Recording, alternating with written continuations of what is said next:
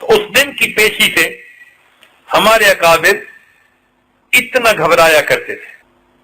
آسان کام نہیں ہے اللہ کے حضور پیش ہونا. عبداللہ ابن مبارک رحمۃ اللہ علیہ یہ آج ذرا کچھ منٹوں میں بات سمیٹنا چاہتا ہے.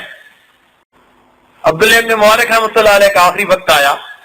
ہزاروں شاگردوں کے استاد, لاکھوں کے شاگردوں کو کہا کہ مجھے اس زمین سے اتار کر نیچے زمین پہ لٹاؤ. الامر فوق الادب, شاگردوں نے نیچے لٹا دیا مگر ان کی چیخیں نکل گئی. کیا دیکھا؟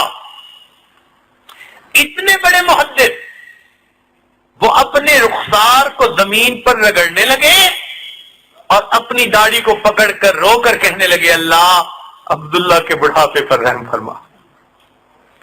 کوئی عمل اللہ کے حضور پیش نہیں کیا. اللہ میں نے حدیث کی خدمت کی, میں نے لاکھوں بندوں کو نصیحت کی, تیرے بندوں کی زندگیاں بدلی, اللہ میں نے دن رات قربانیاں دی, علم سیکھا. نہیں, کوئی عمل اللہ کے حضور پیش نہیں کیا. بس اپنی داڑھی کو پکڑ کے صرف اتنا کہنے لگے, اللہ عبداللہ کے بڑھاپے پر رہے, عبداللہ کے بڑھاپے پر رہے. وہ ڈرتے تھے, اس لیے قیامت کے دن کی تیاری کرتے تھے.